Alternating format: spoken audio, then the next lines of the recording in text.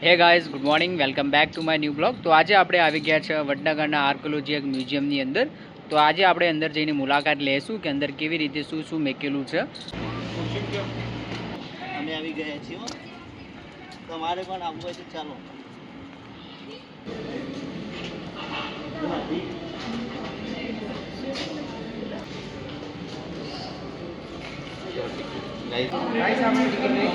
ચાલો ફટાફટ જોવા માટે પહોંચી જઈએ.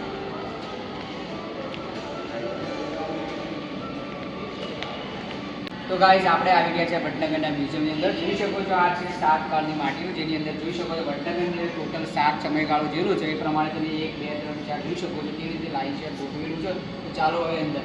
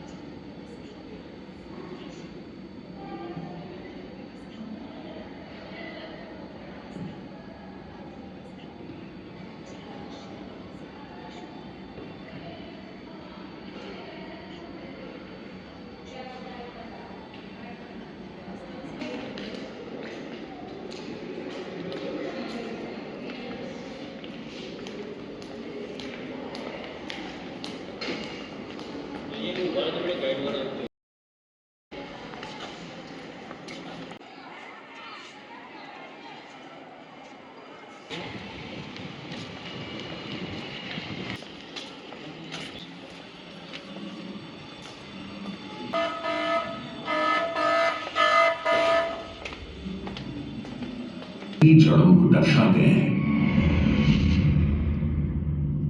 वडनगर की पुरातनता का एक प्रमाण गिरनार पहाड़ी के नीचे सम्राट रुद्रदमन के शिलालेख में मिलता है। सम्राट रुद्रदमन ने दूसरी शताब्दी में क्षेत्र को अनर्थ संबोधित करते हुए अपने राज्य में जल व्यवस्थापन की बात भी की है। तीसरी सदी ईसा पूर्व से लेकर दूसरी शताब्दी तक का वर्णन करते हुए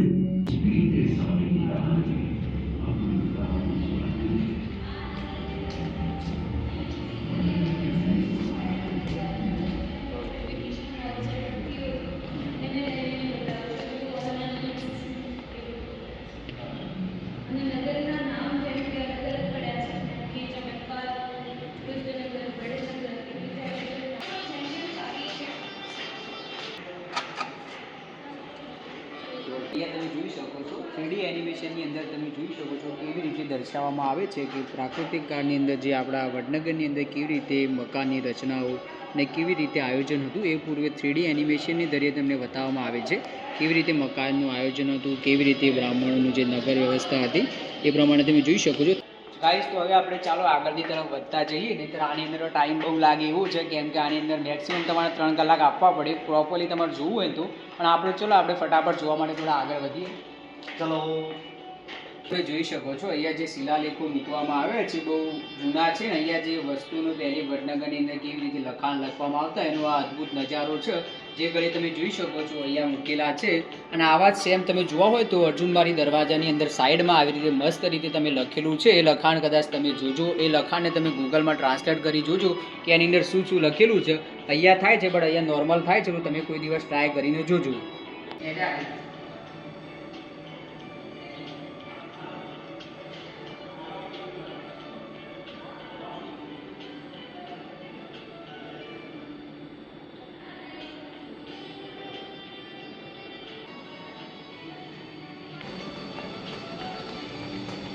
किंतु निश्चित ही कुछ समय बाद बुद्ध का संदेश भगवान शिव ने उमा से विवाह के लिए नागरों को उत्पन्न किया था।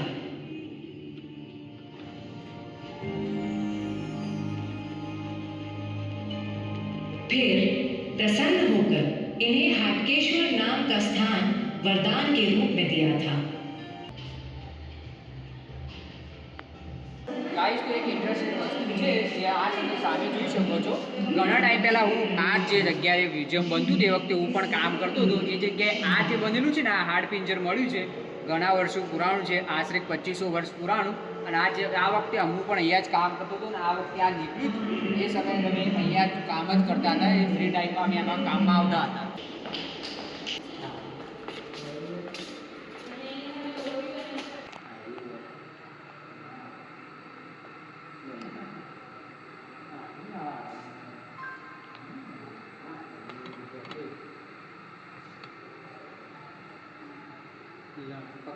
ગાઈસ તો હવે અહીંયા જુઓ તમે આટલા વડનગરની અંદર જે પણ ચલણ ચાલતું હતું એ ચલણના સિક્કા છે નાનાથી લઈને મોટા જેટલા બી ચલણ અહીંયા ચાલેલા છે. ગાઈસ અક્ષય કાંઈ બનાવી રહ્યો છે, ચાલો આપણે જોઈએ શું બનાવે છે. અક્ષય શું બનાવે છે? જો ગાઈસ ત્રિશુલ બનશે. જો ગાઈસ હો શંકર ભગવાનનું ડમરું સાથે ત્રિશુલ છે. જો ગાઈસ હો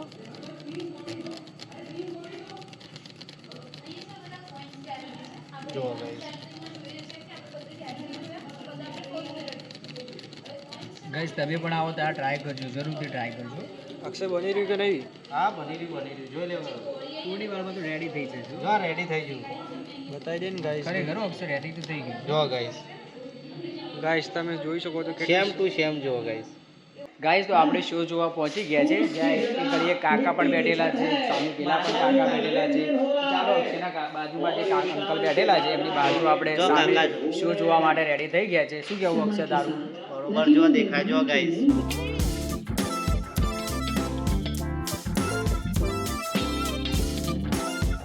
અહીંયા તમે જોઈ શકો છો કેવી રીતે સરસ મજાનું અહીંયા છે. પણ ગાઈસ તમે સામે જુઓ, સામે અમુક સ્કૂલના બાળકો આવેલા છે જે વિઝિટ કરવા માટે આવ્યા છે. જો જે પણ લોકો સ્કૂલમાંથી આવ્યા હોય કમેન્ટ કરવાનું ભૂલતા નહીં. ગાઈસ તમે જોઈ શકો છો આ કેવું સરસ મજાનું શંખ મૂકવામાં આવે છે. અહીં ઘડીએ તમે જોઈ શકો છો વડનગરની જેટલા બી મકાન હતા એની અંદર રહેણી કણીનો ટોટલી વસ્તુઓ જે નીકળેલી છે બધી અહીંયા મૂકવામાં આવી છે. ગાઈસ તો અહીંયા પહેલાં આપણે એક ભાષા ચૂઝ કરીશું, જે આપણે ગુજરાતી ચૂઝ કરી લીધી છે. અહીંયા પછી આપણે કલરમાં જોઈશું કે કયો કલર રાખવું છે, એ પ્રમાણે કલર છે. તો અહીંયાથી આ કલર લઈને અહીંયા ને પછી ડિઝાઇન મૂકવાની આવશે. એ ઘડીએ તમે ડિઝાઇન પણ મૂકી શકો છો. હવે આ જે આપણું છે અહીંયાથી હવે પ્રોસેસ તૈયાર થઈ ગઈ છે. હવે સીધું અહીંયા શો કરશે તો અહીંયા આપણે જોવા માટે પહોંચી જઈએ. આપણી જે ડિઝાઇન છે અહીંયા લાઈનમાં આવી જશે અને આપણને અહીંયા જોવા મળશે. જો ગાઈસ આવી ગઈ. ગાઈસ પેલી રીતે જોઈ શકો છો જે મ્યુઝિયમ છે એની પાછળના પટ્ટાની અંદર જો આપણે એની અંદર આવી ગયું છે. આપણે જે ડિઝાઇન તૈયાર કરી છે ત્યાં આવી ગઈ. તો તમે આવો તો તમે પણ આ કરવાનું ભૂલતા નહીં. જો ગાઈસ હવે ધીરે ધીરે આપણે છે ને મ્યુઝિયમનું પૂરું થવાનું આવી ગયું છે. ગાઈસ તો મ્યુઝિયમની અંદર જેટલા લોકોએ કામ કર્યું હોય આ સાહેબને ઓળખતા હોય કમેન્ટ કરવાનું ભૂલતા નહીં હો ગાઈસ.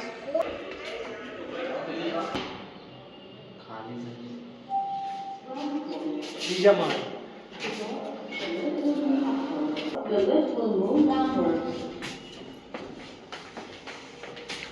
હવે આપણે પહોંચી ગયા છીએ વડનગરનું જે પાછળની ભાગનું જે એરિયા છે ને મેં પહેલાં આગલા વિડીયોમાં તમને જણાવ્યું છે પાછળથી કેવું લાગે છે. પણ અહીંયા તમે જોઈ શકો છો આગળથી કેવું દેખાય છે. તમે જુઓ અત્યારે થોડું ઘણું સ્ટ્રક્ચરનું કામ ચાલુ જ છે. પણ અહીંયાથી હવે પેલી બાજુ ગ્લાસવાળું છે એ બાજુ આપણે જઈએ હવે.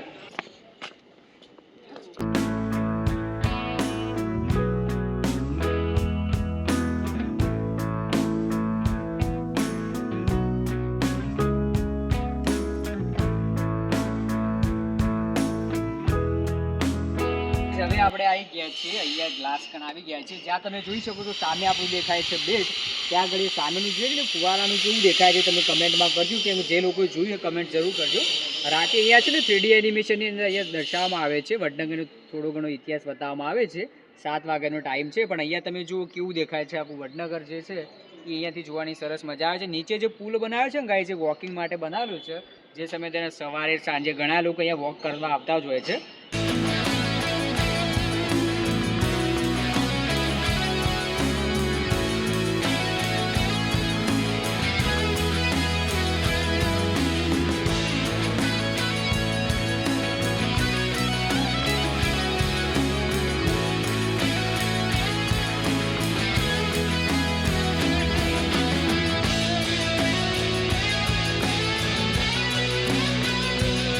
ગાઈસ તો ચલો આપણે હવે અહીંયા તો ફરી લીધું છે, પણ હવે નીચેનું જે ગાર્ડન છે જે તમે વેટ કરી રહ્યા છો, ઘણા લોકો રાહ જોતા છે કે ભાઈ ગાર્ડને ક્યારે પહોંચે છે, તો હવે આપણે સીધા જઈશું ગાર્ડનની બાજુ.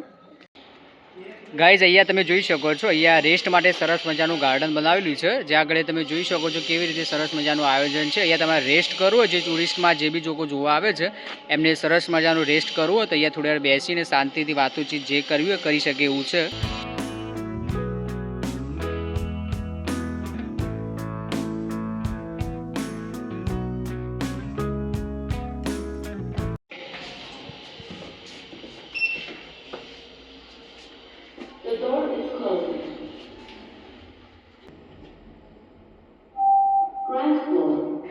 તો ગાઈઝ આપણે નીચેના ગાર્ડનમાં આવી ગયા છીએ, તો ચાલો ફટાફટ પહોંચી જઈએ.